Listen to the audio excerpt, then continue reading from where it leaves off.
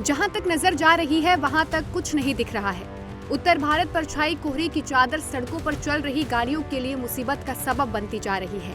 घने कोहरे के कारण सड़क पर विजिबिलिटी बेहद कम हो गई है, जिसके चलते सड़क हादसों का खतरा बढ़ गया है। बीते कुछ दिनों में पूरे देश में कोहरे के चलते कई गाड़ियां हादसों का शिकार हुई हैं। कोहरे के कहर से सड़क पर बढ़ते हादसों के खतरे को देखते हुए सीएम योगी ने सभी मंडलायुक्त, आईजी, जिलाधिकारियों, कप्तानों और ट्रैफिक पुलिस बलों कप्तानों को कड़े निर्देश दिए हैं। सड़कों और गलियों की लाइट को लगातार चेक किया जाए।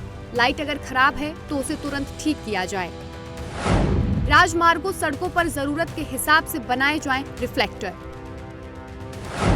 NAHI, स्टेट हाईवे के अधिकारियों के साथ मीटिंग कर व्यवस्था सही करने का निर्देश।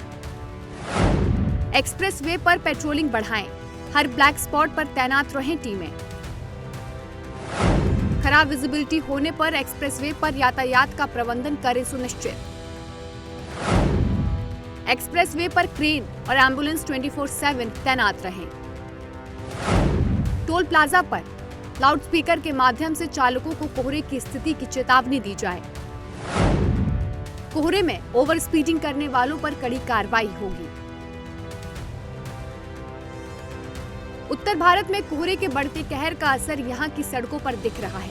घने कोहरे की वजह से सुबह और रात की विजिबिलिटी बहुत कम हो जाती है, जिसकी वजह से हादसों का खतरा बढ़ जाता है, जिसको रोकने के लिए सीएम योगी ने ये सख्त आदेश दिए हैं। साथ ही सीएम योगी ने सड़कों पर बढ़ते कोहरे के कहर से बचने के लिए कुछ बातों का ध्यान रखने की भी सलाह दी है। धुंध के दौरान वाहन की गति निर्धारित सीमा से कम रखें।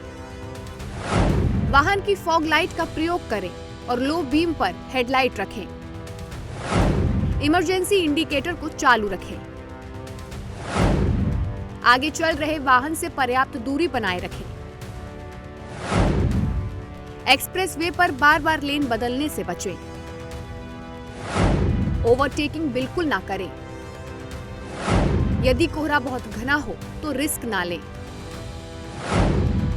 अपने वाहनों के पीछे रिफ्लेक्टर टेप जरूर लगाएं।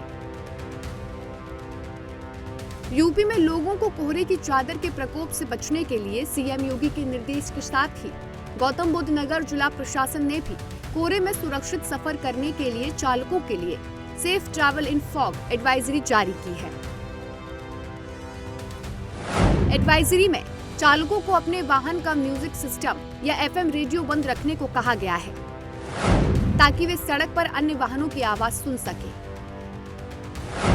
कोहरे में वाहन चलाते समय एयर कंडीशनर के इस्तेमाल से बचने की भी सलाह दी गई है, जिसके बजाय हल्के हीटर का इस्तेमाल करें और हवा का प्रवाह विंडशील्ड की ओर रखें, ताकि कांच पर नमी जमा ना हो।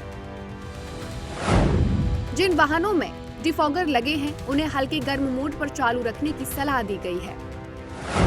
वाहनों की खिड़कियां थोड़ी खुली रखें, जिससे अंदर की अतिरिक्त नमी बाहर निकल सके और वेंटिलेशन बना रहे। चालकों को चेतावनी दी गई है कि धुंध लगी खिड़कियों को हाथ से साफ ना करें। इसके लिए साफ और सूखे कॉटन या माइक्रोफाइबर कपड़े का इस्तेमाल करें।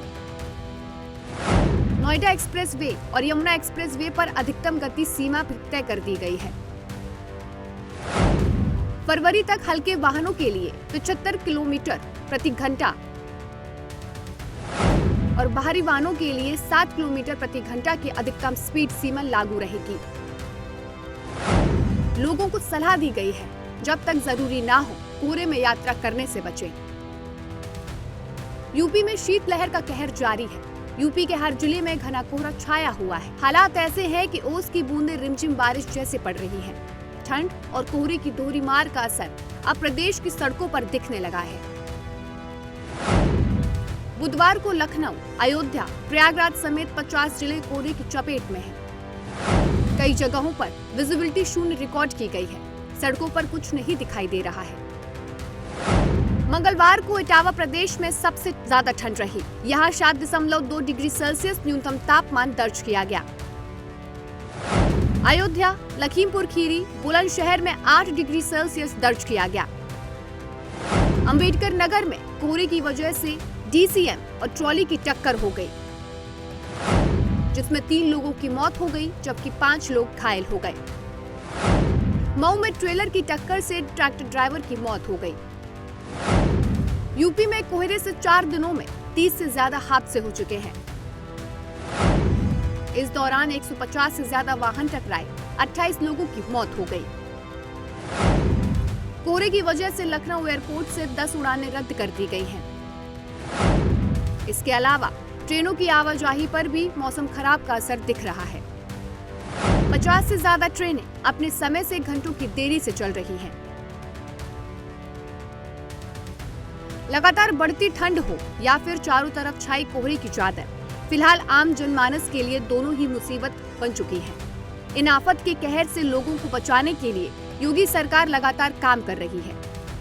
अब वो चाहे कोहरे के कहर से बचाव के लिए खास निर्देश जारी करना हो या फिर बढ़ती ठंड के बीच खुले आसमान के नीचे सोने को मजबूर व्यक्ति के लिए आश्रय सुनिश्चित करना हो। Bureau report, prime news.